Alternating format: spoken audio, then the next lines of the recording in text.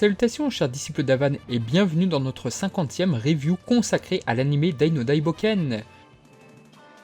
Cet épisode intitulé « Le cœur noir » a été diffusé le 30 octobre 2021 et couvre la fin du combat entre Adlar et Baran transformés en draconien, après son émouvante scène père-fils. Il adapte un moment important du manga en couvrant les chapitres 197 à 200, ce qui correspond à la fin du tome 21 et au début du volume 22.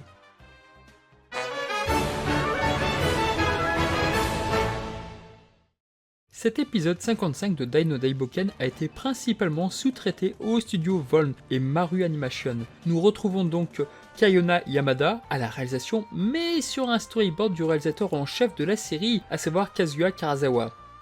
Rarement au dessin, ce dernier s'occupe donc encore une fois personnellement d'un moment clé de notre série préférée. Sa dernière présence remonte à l'épisode 41, la destruction de la forteresse Roche-Démon. La direction de l'animation est assurée par deux personnes, Tomomi Teruya, également affiliée au studio Voln. Si Teruya avait déjà participé à la série en tant qu'animatrice clé, c'est la toute première fois au poste de directrice de l'anime. Ce n'est pas le cas de Che Guang-han qui lui avait déjà été sur l'épisode 44. Il est de son côté affilié à Maru Animation.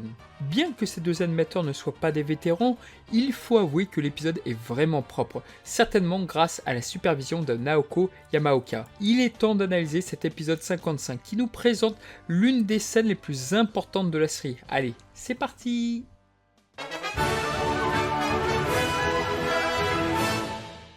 Alors, l'épisode 55 débute tandis que... mais attendez, c'est la musique du menu de Dragon Quest à Heroes Bond, ça! Non, nous disions, l'épisode 55 débute à la surface des Mortes-Terres, tandis que la coterie des héros poursuit son combat contre la garde d'Adlar. Dans le manga, ces échanges ne représentaient qu'une double page, présente dans le tome 22, mais on pouvait clairement voir qui affrontait qui. Ici, les confrontations ont chacune le droit à une scène dédiée et les scènes sont dynamiques. Des mouvements aériens gracieux pour Mam contre Block, ainsi que quelques échanges de coups entre Yunkel et Im, avec quelques zooms sur leur regard pour donner de l'énergie au combat. Une sensation de champ de bataille commun est décuplée par des transitions fluides entre les scènes, et c'est un excellent travail de la part de l'équipe au vu du faible contenu présent à l'origine. On repart du côté de Baran et Adlar. Pour une nouvelle scène inédite au manga, on pourra être surpris par le manque de musique pour nous permettre de nous focaliser sur cet échange de coups. La passe d'armes est très dynamique, notamment l'ingénieuse utilisation des épaulettes d'Adlar. Le plan entre le roi du mal et son ancien légat pourra d'ailleurs rappeler celui que nous avons pu savourer lors de l'épisode 31, lors de la confrontation père-fils. La confrontation reprend la trame du manga lorsque l'Archifélion est violemment envoyé contre un mur. La différence de puissance semble écrasante et même les griffes acérées d'Adlar sont incapables de blesser le corps de Baran. Aucune censure n'a été appliquée et le roi du mal crache du sang avec une violence encore plus appuyée que dans le manga à ce moment-là, c'est dire. Le draconien avance lentement vers sa proie et sa forme ultime est représentée par un plan de dos magnifié par un bain de lumière, comme pour traduire la nature divine de ses pouvoirs. Dans le manga, on pouvait uniquement voir l'avancée de ses pas à ce moment-là, et un travail de mise en scène important a été réalisé ici pour rendre honneur à cette terrible transformation du chevalier dragon. Adlar est complètement humilié, à terre, et la tête sous le pied de Baran. Malgré une tentative désespérée en utilisant l'épée du conquérant, le pauvre roi du mal se fait casser le bras. L'attaque est dynamique avec un effet dans le regard d'Adlar accompagnant son mouvement.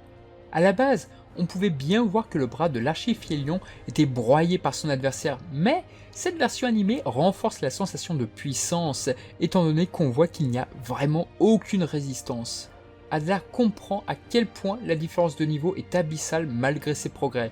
Dans le manga, ses pensées étaient marquées par des fonds noirs et gris, et ici, cette sensation d'introspection a été reprise avec une modification de la colorimétrie, ce qui est tout aussi efficace. De plus, nous sommes également gratifiés d'un magnifique plan de Baran qui renforce sa toute-puissance.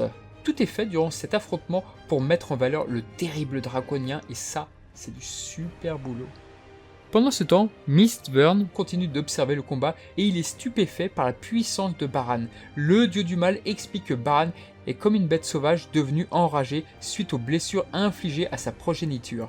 Ironiquement, le fait de blesser Dai a causé beaucoup de tort à Adlar. Les plans sur le dieu du mal sont saisissants, et en particulier lorsqu'il s'apprête à faire exploser le cœur des ténèbres.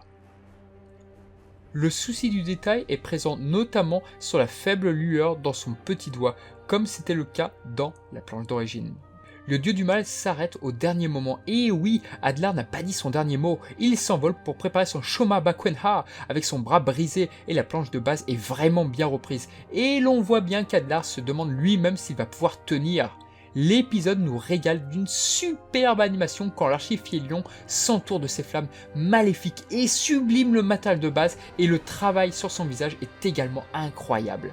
L'équipe se paye le luxe de proposer un résultat encore plus convaincant que dans le manga en matière de mise en scène, avec une musique solennelle et l'utilisation de la sueur d'Adlar pour marquer le début de l'assaut. Les visages des deux adversaires reprennent bien les intentions de base, avec un roi du mal donnant tout ce qu'il a face à un Baran impassible. Le combat se termine par un blanc immaculé, ce qui est légèrement différent que dans le manga, dans lequel une tache de sang était présente. Ici, celui-ci est exposé tandis qu'il tombe sur le sol. Mais, comme le draconien transformé dispose lui aussi de sang bleu, le suspense il a été conservé.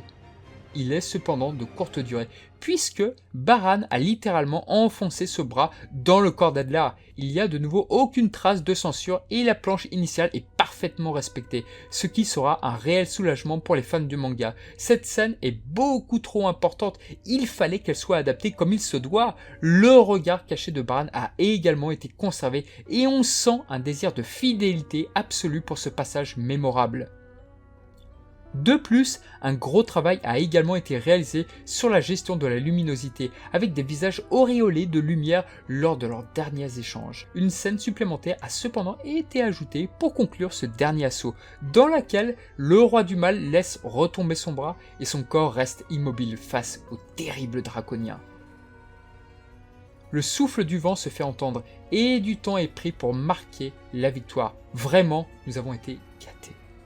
Nous n'avons cependant pas vraiment le temps de souffler puisque Vern décide de faire exploser le cœur du mal. Après tout, son sous-fifre ne lui sert plus à rien et n'a jamais été rien de plus qu'un pion. Les plans sur le dieu du mal splendides et traduisent vraiment bien toute la vilainie du personnage. L'équipe a aussi créé un effet de lumière particulier pour marquer l'activation du cœur là où dans le manga il n'y avait qu'un éclat assez basique. Contre toute attente, il ne se passe rien et l'empereur lui-même ne comprend pas. Comme Baran sait qu'il est espionné, il s'adresse directement à Vern et lui confie qu'il attendait le bon moment pour utiliser Draconic Aura afin d'empêcher la mise à feu. Dans le manga, on ne pouvait pas voir le visage du draconien quand il s'adressait à l'empereur, tandis qu'ici, il est visible et ses yeux prennent une couleur rouge afin de marquer sa dangerosité. À l'origine, Baran ne mentionnait pas Draconic Aura et c'est une bonne idée de l'avoir inclus dans le dialogue, même s'il avait déjà indiqué son plan à Dai lors de l'épisode précédent. Pour la première fois, l'empereur nous présente un visage surpris, là où on était habitué à le voir toujours calme et confiant. Le plan de l'épisode est réussi. Toutefois, dans le manga, ses yeux en perdaient leur pupille, tant il était confus par la situation. Ainsi, sa réaction était probablement plus marquée dans l'œuvre d'origine que dans cette adaptation. Baran révèle à Adlar ce qu'il avait dans son corps depuis si longtemps et le roi du mal n'était évidemment pas au courant. Cette révélation est accompagnée d'une musique triste, tandis qu'un travelling sur le regard du roi du mal reprend une planche qui faisait un zoom sur ses yeux médusés. L'archifiélion a tout sacrifié pour ce combat, allant jusqu'à sacrifier sa nature de démon et son immortalité. Les larmes coulent sur ses joues et le dessin est grandiose, reprenant avec perfection la case de base qui avait forcément marqué les lecteurs. C'est un des plus beaux moments de l'épisode et son seiyuu a magnifié le résultat. Bravo! Vern décide d'intervenir lui-même étant donné que le créateur du Cœur des Ténèbres peut la faire exploser lui-même. Pourtant, à notre grande surprise, c'est Mistburn qui quitte les lieux. Baran tente d'extirper le Cœur des Ténèbres et Adlar semble souffrir le martyre. La scène reprend bien le matériel de base dans lequel on pouvait voir les fils retenir fermement la bombe. C'est à ce moment qu'arrive le légat de l'armée des ombres et Adler lui demande si pour lui aussi il n'a été qu'un pantin. La réponse est cinglante. La parole de l'empereur du mal prime sur tout.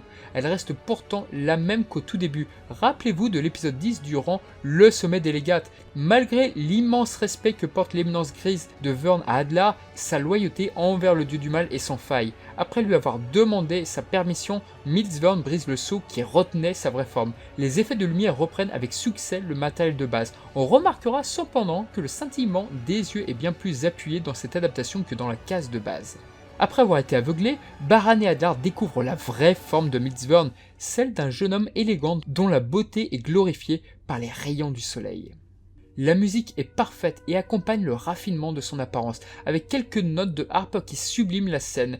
Dans le manga, la révélation de cette forme était présentée sur 2 pages incroyables, et le moins que l'on puisse dire, c'est que cet épisode a parfaitement respecté cette scène fondamentale dans le développement de l'intrigue. Mylsvern initie l'exposition du cœur des ténèbres, mais Baran ne comprend pas, seul son créateur peut enclencher la détonation. Il faudrait que Vern lui-même se manifeste pour lancer son pouvoir, mais qui est donc Mylsvern ? Pour lui, le seul fait de voir son visage mérite la mort. Quel terrible secret cache ce visage angélique ? L'espèce de couronne que semble porter Mylsvern pourrait ressembler un petit peu à l'emblème de Devilman du manga de Go Nagai. Le chapitre se concluait sur cet incroyable suspense, une page nous présentant une lumière aveuglante ainsi que le visage d'Adler et Baran pendant que le reste de la coterie se battait à la surface. Yunkel est le premier à voir les effets de l'activation du cœur et on voit balader Im avec un seul coup de poing. Cela paraît étrange pour quelqu'un qui était supposé être très affaibli, mais c'est exactement comme cela dans le manga également. Décidément, le guerrier immortel porte bien son surnom. Dans le manga, il hurlait immédiatement aux autres de se mettre à couvert, tandis qu'ici, il se place sur un pilier avant de le faire, avec une pose à la Naruto. Désolé Yunkel, mais la classe ninja n'existe pas dans l'univers Dragon Quest.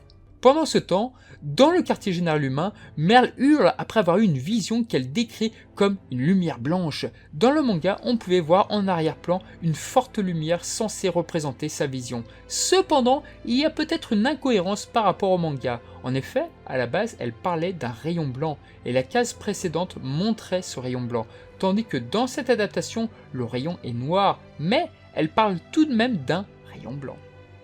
Les visions de Merle semblent se confirmer tandis que Nova alerte la princesse que les mortes-terres sont entrées en éruption. C'est à ce niveau qu'un nouveau personnage est introduit, et son identité reste secrète car on ne voit pas du tout son visage. En revanche, grâce à la magie de l'adaptation animée, nous pouvons savoir qu'il s'agit d'une femme grâce à sa voix, ainsi qu'au sous-titre qui précise son sexe. Dans la traduction de Tom Cam, on ne pouvait pas deviner avec les tournures utilisées. De plus, à la base, c'est Léona qui s'étonnait que ce nouveau personnage soit encore en vie. Là, dans cette adaptation, c'est Bosson qui fait la remarque. On retourne du côté de Mylsvern qui quitte les lieux après avoir fait les louanges de Baran et Adler, dont il n'oubliera jamais les noms. Le seiyuu fait un travail remarquable, avec un mélange de calme et de majesté dans sa voix. Notons qu'il n'y avait pas d'effet d'écho dans sa voix lorsqu'il prenait sa véritable apparence. Le cœur des ténèbres s'active et bien que des effets de lumière soient présents dans les planches de base, ils sont ici beaucoup plus importants et impressionnants. Certains pourront trouver que l'équipe a fait dans la surenchère, mais on parle tout de même d'un dispositif capable de détruire un continent entier. Probablement à cause de la douleur, Adler perd connaissance et Baran est le seul à pouvoir faire quoi que ce soit. Il observe impassible le cœur s'emballer avec un regard reprenant avec succès celui des planches de base. L'explosion fatidique a lieu et enveloppe nos héros avec des effets qui rappelleront les meilleurs shonen des années 90. Ce travail sur la luminosité était aussi remarquable dans les planches de base, et le chapitre concluait cette incroyable explosion avec une double page chaotique. Un excellent travail d'adaptation a été réalisé autour de ce moment. On s'est régalé. Alors que Mylsvern retourne à ses côtés, Vern scelle de nouveau son sceau et annonce l'envolée du Vern Palace, avec un plan incroyable. La direction artistique autour de ces ombrages reprend la case de base. Décidément, le dieu du mal a vraiment été respecté dans cet épisode. Comme prévu, le palais du Vern s'envole avec une musique majestueuse, mais quelque chose cloche, il ne devrait pas y avoir de pierre dessus. L'explosion aurait-elle été incomplète ? Des écueils sont envoyés pour déterminer le nombre de survivants, dont la coterie à la surface fait heureusement partie. Crocodile a pu les enterrer au dernier moment. On sera ravi du traitement savoureux de la relation entre Pop et Crocodile qui reprend bien l'esprit des planches. D'ailleurs, la carrure du roi des carnassiers a bien été respectée dans cet épisode. Eh oui! Grâce à son ki de plus de 9000 unités, Yunkel comprend que le Vern Palace a émergé. La poussière disparaît petit à petit et nous présente le palais au loin. Une incroyable musique débute avec des cloches qui marquent le moment solennel. Pop décide d'en avoir le cœur net et s'envole en traversant des nuages. À la base, on pouvait voir plusieurs cases des autres membres de la coterie devenir de plus en plus petits, tandis que le magicien progressait dans les airs. Son visage a dû marquer bien des lecteurs et bien qu'il n'ait pas été repris à l'identique, sa réaction est tout aussi efficace. L'épisode se termine tandis que nous pouvons voir le palais de Vern flotter majestueusement au-dessus de la mer, reprenant la double page qui concluait de façon magistrale le chapitre. Nous y voilà! Nos héros sont arrivés au dernier niveau, mais qu'est-il arrivé à Baran et Dai? Rendez-vous la semaine prochaine.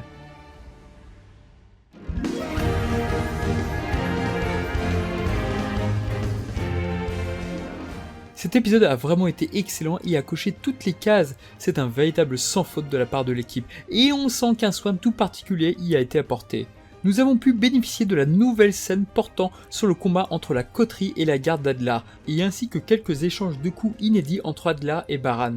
Quant aux scènes clés du manga, elles ont été magnifiquement adaptées. Les larmes de désespoir d'Adlar, la révélation de l'apparence de Miss Vern, ou bien encore l'apparition du Vern Palace contenteront probablement les fans les plus exigeants, et il serait bien difficile de trouver quelque chose à redire. Esthétiquement, un énorme travail de mise en scène a été apporté, que cela soit dans la gestion de la luminosité et ses bains de lumière, ou l'intégration de musique à thème afin de créer une ambiance solennelle propice aux passages les plus marquants du tome 21 et 22. C'est donc avec beaucoup d'enthousiasme que nous avons pu suivre cet épisode qui restera probablement parmi les plus réussis de la série. Il nous tarde de voir la suite des aventures qui s'annoncent riches en émotions. Et vous, qu'en avez-vous pensé ? Cette 50e review est désormais terminée et nous espérons que vous l'avez appréciée. Si vous aimez nos vidéos, eh bien vous savez ce qu'il vous reste à faire. Vous pouvez également nous rejoindre sur nos réseaux sociaux respectifs ainsi que de nous rejoindre sur notre Discord dont les liens sont en description. Allez, prenez soin de vous chers disciples d'Avan et à la semaine prochaine.